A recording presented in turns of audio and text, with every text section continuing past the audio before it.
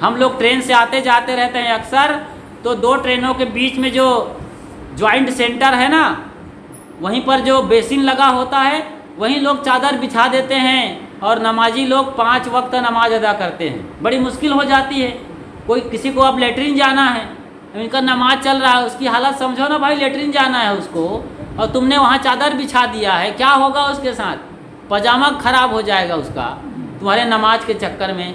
लेकिन चलो नमाज अदा करते हो, आपकी जो निष्ठा है या कट्टरता है उसको आप जानो, निष्ठा है कि कट्टरता है। लेकिन साहब कहते हैं या ऐसे ही चर्च में गिरजाघर में जाके बड़े धूमधाम से आंसू बहा बहा करके प्रेयर कर रहे हैं, एकदम रो रहे हैं गिरजाघर में ईसा मसीह का नाम ले ले करके, उनके जीवन दर्शन को याद करके। ये अच्छा है यदि मन पवित्र है, लेकिन बिना पवित्र मन के शरीर से हम पुजारी मालूम पड़ रहे हैं, मन से कसाई होंगे तो साहब इसको बिल्कुल पसंद नहीं करते हैं।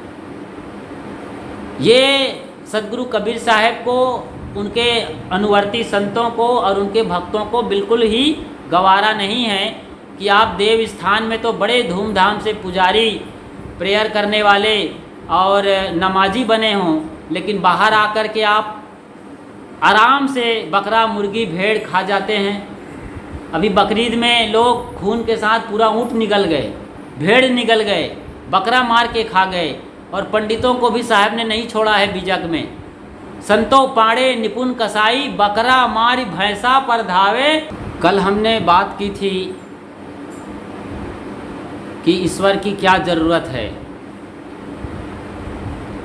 ईश्वर या भगवान या गॉड, अल्लाह की अवधारणा लोग क्यों किए हैं, क्यों अस्तित्व में इनका आना हुआ है, किसी सुप्रीम पावर का, किसी अनंत ब्रह्मांड नायक का, इसके बारे में चर्चा करते करते ये भी बताया था कि कबीर पंथी जो भक्तगण हैं, कबीर पंथ के अनुयायी लोग हैं, ये लोग क्यों भगवान की पूजा नहीं करते हैं जिस तरीके से बाकी दुनिया में लोग करते हैं। मंदिर जाते हैं, मस्जिद, चर्च, गिरजाघर, गुरुद्वारा जाके मत्था टेकते हैं, तो ये लोग ऐसा क्यों नहीं करते हैं? क्यों कबीरपंथी भगवान की पूजा, प्रार्थना, आराधना नहीं करते हैं? यदि नहीं करते हैं तो क्या करना चाहिए, ये आज समझते हैं। सचमुच में कबीरपंथी मंदिर नहीं जाते हैं और मत्था नहीं टेकते हैं तो क्या करते हैं और क्या करना चाहिए, इस पर विचार करते हैं। कबीरपंथ सदगुरु कबीर साहब के दर्शन साहित्य पर आधारित है। सदगुरु कबीर साहब की मौलिक रचना बीजक और उसके अलावा भी सैकड़ों ग्रंथ हैं सदगुरु कबीर साहब के नाम पर, जैसे कबीर ग्रंथावली, कबीर दोहावली, कबीर शब्दावली, और पौराणिक कबीरपंथियों ने सागर ग्रंथों की रचना भरमार रूप से की है सदगुरु कबीर साहब के जीवन दर्शन को बताने के लिए। कबीर साहब को आप पढ़ेंगे बीजक में तो वे हिंदू परंपरा के, मुस्लिम परंपरा के जो बड़े बड़े नाम हैं, जिन्हें वे खुदा, अल्लाह कहते हैं, ईश्वर, परमात्मा कहते हैं, उन सभी नामों का जिक्र किया है। और सभी के जीवन दर्शन से, चाहे वो भगवान राम कहे जाने वाले मर्यादा पुरुषोत्तम राम क्यों ना हो, राम तो सदगुरु कबीर साहब का सबसे प्यारा नाम था। पूरे बीजक में 225 बार साहब ने राम नाम का उच्चारण किया है, लेकिन उनके अपने अर्थ रहे हैं। दशरथ सुत तिहुँ लोक ही जाना, राम नाम का मर्म है आना। साहब कहते हैं कि जिस दशरथ नंदन श्री राम को पूरी दुनिया जानती है, लेकिन मेरा राम का नाम का अर्थ अलग है। साहब तो बीजक में ये भी कहते हैं कि जाहि राम को करता कहिए, तिनहु को काल न राखा। जो लोग राम उपासक हैं या अन्य देवों के, देवियों के उपासक हैं, इस एक अर्थ से समझ सकते हैं कि सदगुरु कबीर साहब भगवान की उपासना पर, ईश्वर के आराधना पर और अल्लाह के इबादत पर क्या कहना चाहते हैं। सदगुरु कहते हैं राम रमे ते कुकरी के पूता। साहब ये कहते हैं मेरा जो राम है वो कुकरी के पूत में भी रमता है। कुकरी मतलब एक कुकुर, और कुकुर की पत्नी कुकरी। कितना बढ़िया नाम रखते हैं। साहब का अंदाज देखिए, कुकुर और कुकरी, सही है ना, स्त्रीलिंग और पुल्लिंग। ये अलग बात है कि आप लोग कुकरी को मुर्गी कुकरी भी कहते हैं, वहाँ पर अर्थ नहीं है। साहब कहते हैं कुतिया के पिल्ले में, कुत्ते के पिल्ले में जो रमता है, जो उसके अंदर बोलता है, जो उसके अंदर चहकता है, दौड़ता है, भागता है, वो मेरा राम है। मतलब सदगुरु कबीर साहब का राम सब घट में, सब घट मेरा साइयाँ, सुनी सेज न कोय, बलिहारी तेही साज की जाघट परगट होए। ये जीव चेतन सत्ता को साहेब सर्वोच्च रूप में मानते हैं, क्योंकि जीव ही सभी भगवान का, देवी देवताओं का, गॉड का, अल्लाह का, खुदा का कल्पना करता है। यही मान्यता देता है सबको। जीव ना हो तो कौन इसका स्थापना करेगा, कौन पूजा करेगा, कौन प्रार्थना करेगा, कौन मंदिर जाएगा, कौन मस्जिद, चर्च, गिरजाघर, गुरुद्वारा जाएगा। जीव है तब तक ये शरीर शिव है, और जीव निकल गया तो ये शरीर शिव नहीं 100 हो जाता है। इसीलिए जीवित भगवान की पूजा करने की परंपरा सदगुरु कबीर साहब के पंथ में है, जिसे कबीर पंथ कहा जाता है। यहाँ जड़ मूर्तियों की और पिंडियों की पूजा प्रार्थना करने के लिए नहीं कहा गया है। गलत नहीं है, लेकिन ये भी समझना है, आपके घर में नई बहू बेटियाँ आएँ, यदि वो मंदिर जाती हैं, शिवलिंगी पर पानी चढ़ाती है, जैसे कभी सावन सोमवारी का त्यौहार चल रहा है, 2 महीने तक चलेगा, इस साल लंबा है मामला, इस साल। हाँ, शिव जी की पूजा प्रार्थना इस साल 2 महीने चलने वाली है। इसी में उसका बेटा गणेशा का भी आएगा, गणेश चतुर्थी, फिर उसके पार्वती मैया का भी नवरात्रि आने वाला है। तो लंबा मामला है इस साल, बढ़िया है। शिव फैमिली, साउथ में शिव फैमिली, जिसको मुर्गन फैमिली कहते हैं, इसकी पूजा होती है। तो अब थोड़ा सा रूप है, लेकिन भगवान भोले भंडारी का, भगवान राम का, भगवान किशन कन्हैया का, ये हिंदू परंपरा में जो भी देवी देवता है, साहब ने किसी का खंडन नहीं किया है। खंडन किया है तो सच को बताने के रूप में। जैसे ब्रह्मा के लिए कहते हैं कि जो ब्रह्मा सो धियउ नसाई, कहते हैं कि ब्रह्मा जो कि हिंदू परंपरा में सृष्टि करता है, अपनी पुत्री के साथ बिगड़ गया, तो वहाँ पर साहब खंडन करते हैं। गलत है ना भाई। आज यदि ब्रह्मा के जो संतान है या मनु के संतान है, कम से कम हिंदू परंपरा में जो अपने को हिंदू कहते हैं, यदि ब्रह्मा के आदर्श को फॉलो करेंगे तो देश का क्या होगा। जो ब्रह्मा सृष्टि करता है और त्रिदेवों में प्रमुख माना गया है, वो अपने पुत्री सरस्वती के साथ बिगड़ गया हो, अपना पथभ्रष्ट हो गया हो, तो उनको हम अपना मान के, गुरु मान के, भगवान मान के उनको सचमुच में फॉलो करें तो देश की दुर्दशा हो जाएगी। ऐसे ही हमारे देश के जो पंडित हुए हैं, ब्राह्मण हुए हैं, वो 55 मुद्दों को कलिवर्ज कह दिया। जो पौराणिक काल में, वेद काल में 55 ऐसे विधान थे जो आज बिल्कुल ख़त्म कर दिए गए हैं। जैसे एक बात बताता हूँ, सदगुरु अभिलाष साहब जी हम सबको बताते थे कि पहले के ज़माने में जब मातृसत्ताक वंश थी, अभी पितृसत्ताक वंश है, पहले मातृसत्ताक वंश, मतलब माता बहनों का वर्चस्व होता था। जिन माता बहनों को किसी भी कारण से, अपने पति की वजह से या अपनी शारीरिक अक्षमता की वजह से या कोई भी कारण से बच्चा नहीं होता था, तो उस ज़माने में ऐसी एक परंपरा थी कि माता बहनें कहीं भी जाकर किसी भी पुरुष के साथ सेवा सहचर्य करते हुए बच्चा पैदा कर सकती थी। लेकिन आज ये कली काल में बिल्कुल वर्जित है। ऐसा करते पाए गए कोई माता बहनें तो उनको सज़ा होगी, दंड होगी, और उनको जेल भी जाना पड़ सकता है। ये विधान है, आजकल बिल्कुल बंद है। तो लेकिन हमारे ऐसे ही पंडित और जो ब्राह्मण हुए हैं, जो जानकार लोग हुए, हमारे पुरखे हुए हैं, वे लोग भी देवताओं के नाम पर जो गलत परंपरा रही है, उन्हें आज वो बिल्कुल खारिज कर दिए हैं। तो ये समझने की बात है। ऐसा नहीं है कि कबीर पंथ में लोग बिल्कुल देवी देवता को पूजन नहीं करते हैं, भगवान की आराधना और प्रार्थना नहीं करते हैं। अभी भी कबीर पंथ में जिनके घर कबीरपंथी लोग हैं, जिनके यहाँ से भी साधु हुए हैं उनके घर से, और जिनके यहाँ साधु संतों का आगमन है, बीजक का पाठ करते हैं, वो पंडाल लगा करके संतों को बुला के सत्संग करते हैं, उनके घर में भी तुलसी चौरा है बाकायदा। तुलसी चौरा में हर शाम को दिया जलाते हैं। घर में यदि उनके घर देवी देवता के चित्र हैं या मूर्ति हैं तो वहाँ भी दिया जलाते हैं। ये शुरुआती दौर के लिए अच्छा है। जैसे ए फॉर एप्पल, आपका बच्चा 6 महीने में समझ जाता है कि ए लेटर भी एप्पल नहीं है, APPLE ये वर्ड भी एप्पल नहीं है, एप्पल की फ़ोटो भी एप्पल नहीं है। एप्पल क्या है फिर? वो दादा दादी पापा मम्मी जो बाज़ार से लाल लाल एप्पल लेके आते हैं, खाने से बड़ा मीठा लगता है, पेट भरता है, वो रियल एप्पल है, बच्चा जान जाता है। लेकिन धर्म के क्षेत्र में ए फॉर एप्पल मरते दम तक चलता रहता है। का मने कबूतर का रट्टा आखिरी दम तक मारते रहते हैं। अभी साहेब भजन गा रहे थे, सुमरण बिना गोता खाओगे, तो ओहम सोहम या राम कृष्ण या कबीर साहेब के नाम को ही हम रात दिन जपते रहें तो कुछ कल्याण होगा जी।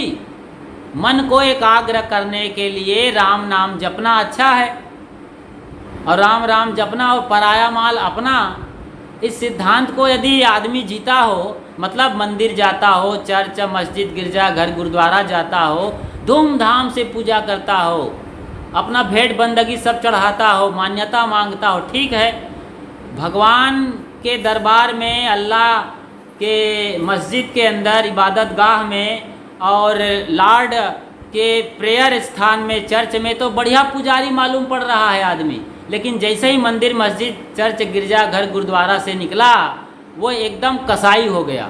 वही आदमी जो अभी घंटों पूजा कर रहा था, तेल फूल लगा रहा था भगवान को, चंदन चोवा कर रहा था, कपड़े बदल रहा था भगवान के, लेकिन वही आदमी जब घर में आया तो अपने बच्चों पर एकदम भड़क जाता है, नौकर चाकर को गाली गलौज कर रहा है, पैसा लेन देन करना है तो उसमें हेरा फेरी कर रहा है।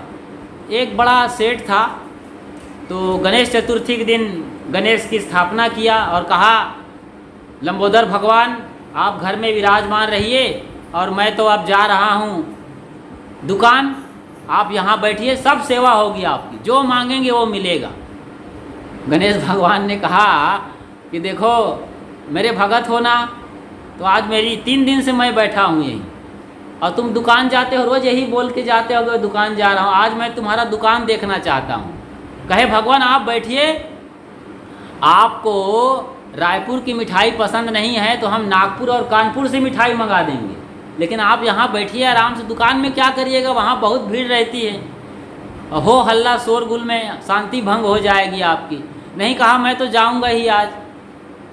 जिद में अड़ गए गणेश भगवान, तो मजबूर में अब उसको ले जाने की बात सोचना पड़ा, लेकिन वहाँ करेंगे क्या आप? तो मैं वही देखना चाहता हूँ कि आप करते क्या हो दुकान के अंदर। कहे प्रभु ये तो आप सब अंतर्यामी, सब जानते हैं, हम तो वहाँ चने में कंकड़ मिलाते हैं, हल्दी में पीली मिट्टी मिलाते हैं, घी में डालडा और डालडा में चर्बी मिलाते हैं, और धनिया पाउडर में घोड़े की लीद मिलाते हैं, घोड़े गधे की लीद। समझ रहे हैं इन चीज़ों को? ये हो रहा है, इसलिए मसाला घर में पीस करके तैयार करना चाहिए। तो कितना घोटाला कर रहे हैं। वही झूम झूम के पूजा करने वाला आदमी यदि इस तरीके से दुर्व्यवहार करे, दुनिया को धोखा दे, ये पुजारी होना है, ये धार्मिक होने का लक्षण है। कोई भी हो, चाहे वो कबीरपंथी हो चाहे गैर कबीरपंथी हो।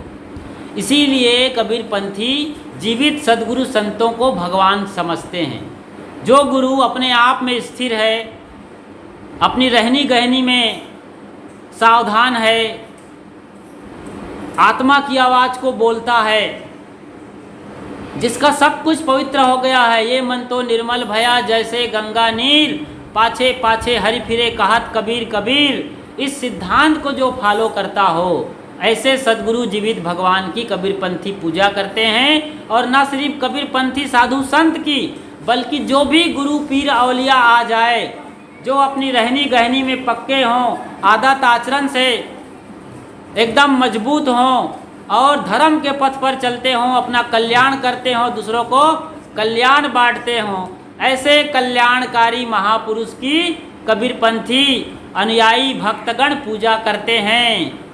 इसीलिए सदगुरु कबीर साहब की एक बात और याद करने लायक है यहाँ पर। साहब कहते हैं, जो कुछ करूँ सो पूजा, जब सोऊं तब करूँ दंडवत, भाव मिटाऊँ दूजा। साहब कहते हैं, मैं जब सोता हूँ तो दंडवत करता हूँ। अलग से मैं मंदिर में, मस्जिद में, चर्च, गिरजाघर, गुरुद्वारे या देव स्थान में जा कर के दंडवत नहीं होता।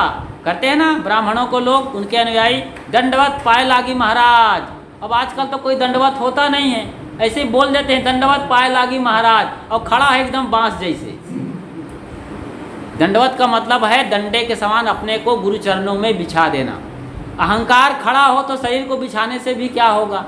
लेकिन साहब कहते हैं, जब सोऊं तब करूं दंडवत। जब मैं सोता हूं तो पूरे मन से, दिल से सोता हूं, गहरी नींद में। फिर फिजूल का सपना नहीं देखता है, मेरा मन भटकता नहीं है। जहाँ जहाँ डोलूं सो परिक्रमा। साहब कहते हैं, मैं मंदिर में जा कर के 5 कोसी 84 कोसी परिक्रमा नहीं करता। लोग तीर्थों में जा कर के, हरिद्वार में, बनारस में, अयोध्या में, और वैष्णव देवी से लेकर के यहाँ कन्याकुमारी तक, और इधर मुंबई के मुंबईया देवी से लेकर कोलकाता के काली माई तक पूरे भारत की यात्रा करते हैं। 33 करोड़ देवता हैं। ये हजारों साल पहले की गिनती है। क्या पता अब 56 करोड़ हो गए होंगे। कोई ठिकाना है जी, कोई हिसाब किताब है? यहाँ तो घर में बंटवारा होता है और देवता बदल जाता है, अपना नया देवता शुरू कर देते हैं लोग। तो कई देवता हो गए, कई करोड़ देवता हो गए हैं। तो इतने देवता हैं, इतने धामी हैं, देव गोसैया हैं, तो सबकी पूजा हो रही है और सबकी पूजा करनी चाहिए। लेकिन सबसे बड़ी बात सदगुरु कबीर साहब क्या कह रहे हैं, जो कुछ करूं सो पूजा। जीवन ऐसा हो जाए कि हमारा जो कुछ भी करना धरना हो, हमारे जीवन के सारे व्यवहार पूजावत हो जाएं। ये सबसे बड़ी पूजा है। आप मंदिर में जाके घंटों अगरबत्ती जलाएं, आरती करें। ऐसे ही जो मुसलमान हैं वो इबादत गाह में पहुंच जाए, मस्जिद में नमाज अदा करें। 5 बार नमाज अदा करते हैं हम लोग। ट्रेन से आते जाते रहते हैं अक्सर, तो 2 ट्रेनों के बीच में जो जॉइंट सेंटर है ना, वहीं पर जो बेसिन लगा होता है, वहीं लोग चादर बिछा देते हैं और नमाजी लोग 5 वक्त नमाज अदा करते हैं। बड़ी मुश्किल हो जाती है। कोई किसी को अब लेटरिन जाना है, इनका नमाज चल रहा है, उसकी हालत समझो ना भाई, लेटरिन जाना है उसको, और तुमने वहाँ चादर बिछा दिया है, क्या होगा उसके साथ? पजामा खराब हो जाएगा उसका, तुम्हारे नमाज के चक्कर में। लेकिन चलो नमाज अदा करते हो, आपकी जो निष्ठा है या कट्टरता है उसको आप जानो, निष्ठा है कि कट्टरता है।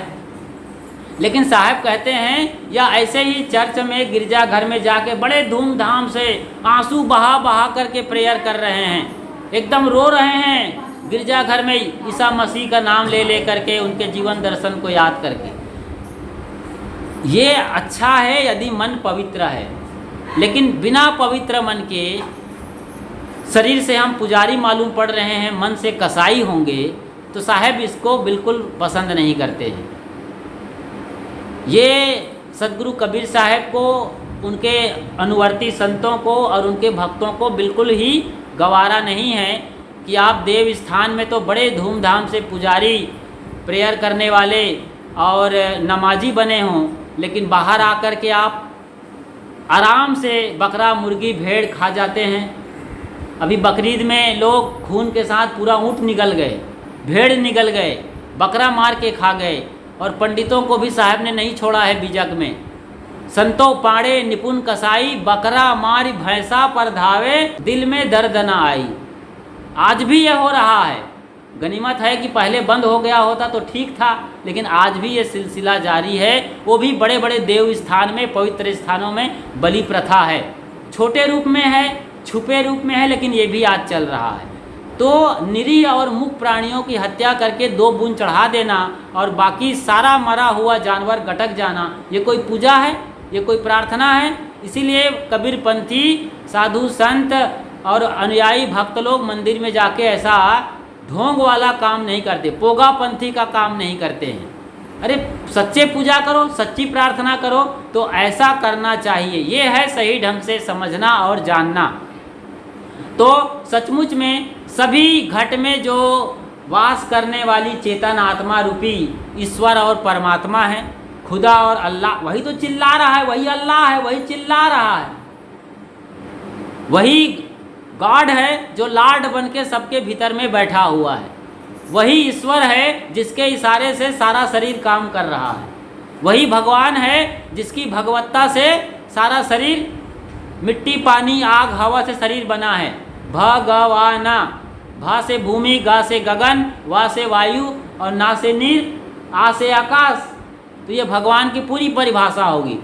जिन पंच भौतिक तत्वों से हमारा शरीर निर्मित है, इस क्षितिजल पावक गगन समीरा पंच रचित यह अधम शरीरा में, अधमाधम शरीर में, नासवान शरीर में, क्षणभंगुर शरीर में जो भीतर बैठा हुआ बोलनहार है, वही असली परमात्मा है। उसको जो जान गया, जो दूसरों के अंदर परमात्मा देखना शुरू कर दिया, चाहे अपनी पत्नी के अंदर, पति के अंदर, माँ के अंदर, बाप के अंदर, भाई के अंदर, पड़ोसी के अंदर, अपने दुश्मन के अंदर जो परमात्मा देखना शुरू कर दिया, उससे बड़ा भगवत भक्त दुनिया में कोई नहीं है। चाहे वो मंदिर न जाए, चर्च गिरजाघर गुरुद्वारा न जाए, चाहे वो तिलक न लगाए, चोटी भी न रखे, दाढ़ी भी न रखे, कोई अलग से वस्त्र भी धारण ना करे, लेकिन उससे बड़ा सच्चा पुजारी, सच्चा मुहाविद और सच्चा भगवत भक्त और सच्चा इबादती नमाजी खोजना इस दुनिया में मुश्किल है। तो इसीलिए कबीरपंथी लोग और कबीरपंथी संत मूर्तियों के सामने गिड़गिड़ाते नहीं हैं और तस्वीरों में अगरबत्ती लगा लगा करके तस्वीरों को जलाते नहीं हैं। ये बात हम सबको अच्छी तरीके से समझना चाहिए और ये बात खुल करके जो लोग पूछते हैं कि आप लोग मंदिर क्यों नहीं जाते हैं, उन्हें आप सबको बताना चाहिए। तो ऐसा बताएं ताकि उनकी भी आँख खुले और उनको भी सच्चे भगवान की भक्ति में लगें, वो लोग लगें और उन्हें भी सच्चे भगवान का दर्शन हो और आत्मा साक्षात्कार करें। ऐसे ही शुभ भावनाओं को लेकर हम अपनी वाणी को यहीं पर विराम दे रहे हैं। बोलिए सदगुरु कबीर साहेब की साहेब बंदगी। और अब हमारे बीच में पूज्य